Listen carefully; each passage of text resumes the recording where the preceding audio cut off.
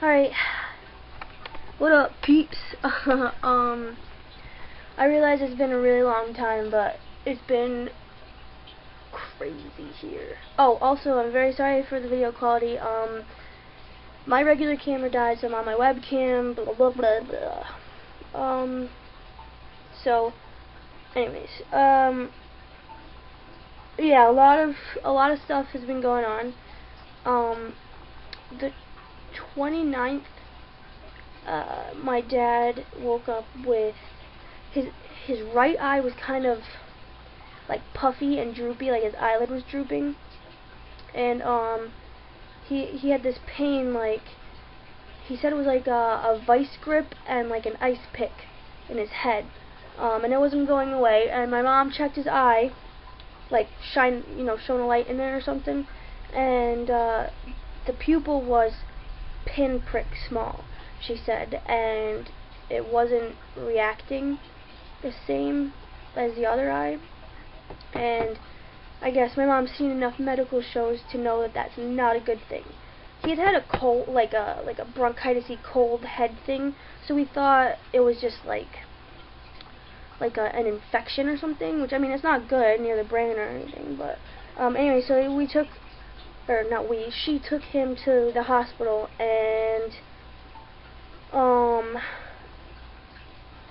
they rushed him to the ICU. So it turns out his carotid artery in his neck, the artery right here, dissected, which means it tore. I'm trying to describe it. I guess there's like two linings, like an inner lining and an outer lining, and the inner lining tore, basically from like here to up into his skull. It was, they didn't know how my mom was able to catch it before. I mean, usually people just come in with strokes from this. They don't come in before the stroke. But the Horner's, the eye involvement is called Horner's, and it's actually rare. So that pretty much saved his life. But anyway, so from the 29th, he was in the hospital for a little over a week, I think, a couple days over a week. So on his birthday, the 31st, and which is New Year's Eve. I can't think. He spent that in the hospital, hoping he didn't die. So I mean, when I heard about that the first night, it was a mess. But kind of had to get my shit together. And I've been doing pretty well. There's off days and on days. So anyway, so his carotid artery dissected, and basically like the inner lining where it tore rolled up like a rug inside his artery, so it's all blocked. They said it was like 100% occluded, which I guess means blocked. So it's blocking the blood flow to his brain, which is not a good thing. But these can't be fixed. It's too big for surgery, I guess. Too risky. And since it's healing and everything, he's still at risk even now for stroke because a blood clot could go to his brain. My dad's only 48, I believe. He's not older than that.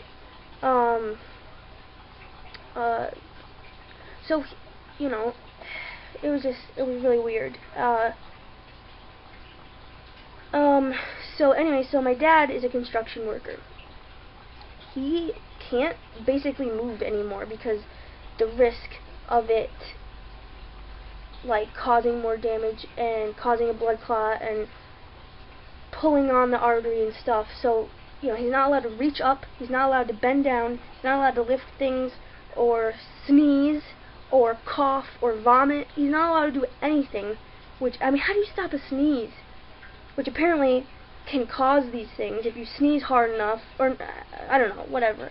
But he's a construction worker, so he is not allowed to do that. He was the only one pulling in the money for us. I mean, my mom, even when my mom was going overtime at work, she wasn't making what he was making. She didn't make enough to sustain us, herself. And now my dad can't work. He's disabled. The percentage of people who heal from this enough to go back to a job like his, or even a job where you are not doing as much as him, not very high. Basically all he defines himself by is physical things, and there's a lot more to life, there really is, but it's hard to just completely, abruptly change. So he's trying to figure his way through this. But yeah, he most likely will be permanently disabled, and someone has to be home with him right now to make sure he's okay. Like, if something happens, we have to be right on that. We have to help him with things. Sometimes he's in so much pain that he can't do anything. I mean, sometimes he has good days, but you know, the truth is someone needs to be here with him, be here for him too. I mean, anyway, so not only that, so he's not allowed to stress at all. He cannot raise his blood pressure. And as you guys know, if you've seen my other videos, we don't have money. So now, with the only guy getting the money, disabled, we are so far behind in rent. We don't know how long we can stay here. We can't buy food. We've been having people help us out. We don't have gas money. We don't have anything at all. No, I promise I won't cry in this one, okay? So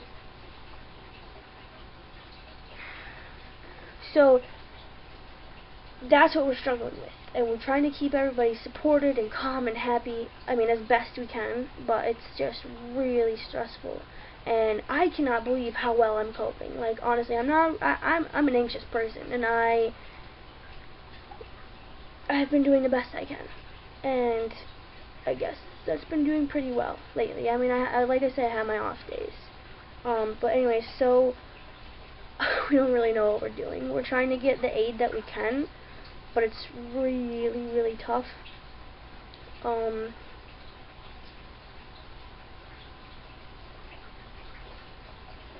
don't know. I don't really know what's gonna happen, honestly. You know, I've been doing everything I can around the house to help my parents, to help my, you know, the whole family, and to keep up the house. And well, basically, right now we're rummaging through everything to sell everything we can to get money. And in case we move, we're paring things down. So, other than that stuff, I've been trying to preoccupy myself with, like, doing clay or watching stupid videos. Oh crap. Okay, hold on one second.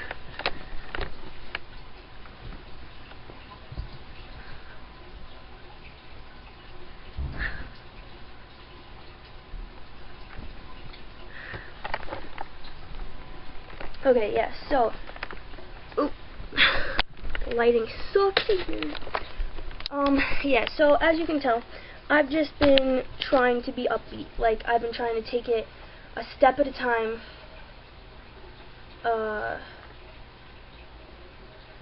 Just, you know, a day at a time, a step at a time. Or, you know, plan for the future as best I can, but not let it overwhelm me. Because if I let it overwhelm me, that's my downfall. So I'm trying not to do that. Okay, so that's the bad news. But there was some good to this past few weeks. As you all know, I've been engaged. I have a fiance, but we never did the, like, official thing. You know, okay, we were hanging out in my house. We were looking at, like, cheap rings, like, that have dragons on them, just like cool things. And he was showing me something he wanted to get, and I was joking around, like, oh, you buy yourself a ring? And then he turned to me and he's like, actually, I picked out a wedding band, and I want to get you a ring. And I was like, you know, but that's basically it. And then, like, a couple days later, this was during the summer that he said this. This was during the summer, and a couple days later, we went down to one of the big malls, and he stopped at the ring place, and he's like, "Sit down. I want you to try on all these rings and see what you like." And you know, he sat with me for like an hour and a half or an hour or something, I don't know. And you know, after I looked at the rings I liked, and I was trying to stay like cheap, like little dinky rings. He got an idea of what I liked, and then he picked out a ring that was gorgeous, just super. I was like, you can't get that for me. Like, I would feel bad, but he's like, no, this is what I want to get you, and I know you like it from your reaction. So, you know, he saved up, he got it, but he wanted to make me wait for our anniversary. So our anniversary is January 1st. Well, yeah, January 1st. New Year's Eve, technically. So I knew it was going to be somewhere around there. I just didn't know when. And before the ball drops, he's all fidgety in his pockets, and I'm like, something's up. And then as soon as the ball drops, he's launched onto one knee, and he's like, "Will you marry me?" You know, like, so that was definitely a good thing. And there's a really bad picture of the ring, but it's gorgeous. I love it. And you know, he got it a while ago, saved up, and was super proud. And I'm really proud of him, and so happy about that. So, you know, I feel kind of bad that with all this bad stuff going on, you know, it's in the middle of that, but that is a good thing. So, I got engaged while my dad was in the hospital. But, you know, we talked to my dad. My dad was fine with that. He's very, very happy for us. And now we're just trying to stay together as a family. Like, he's truly helping us out. Just, you know, even just the support is just awesome. Just to have the love of family. Like, we definitely know who's there for us right now. That's one thing. And, you know, it's kind of like a life lesson, I guess. Like, how to cope when something bad happens, how to get through financial situations, how to be there for one another. I'm just trying to take what I can from this. But basically we're trying to keep my dad alive, and we're trying to keep ourselves in a house, or a place to live, whatever, and fed. I'm trying to do what I can job-wise. I am going back to school tomorrow, but you know, we're just doing what we can, taking it day by day, and talking to the government and his work and everybody. We kind of see what aid we can get, although we've hit dead ends and been led in circles for that. But you know, just selling stuff from our house and just, you know, going with the necessities. So, sorry for the camera stuff. I just wanted to update you guys. I don't know. Hopefully my next update will be a little more cheery, but I didn't cry this time. So, you know, I'm just exhausted. If you can tell, I'm talking slowly because I'm exhausted. I just, you know, I've been doing a lot of things every day, and also just kind of weighs on me. But hopefully, you know, things will work out in some way, shape, or form. Alright guys, as always, appreciate what you got, and thank you for watching. Subscribe if you like what you've seen, and maybe if you think there's going to be better videos in the future. Bye.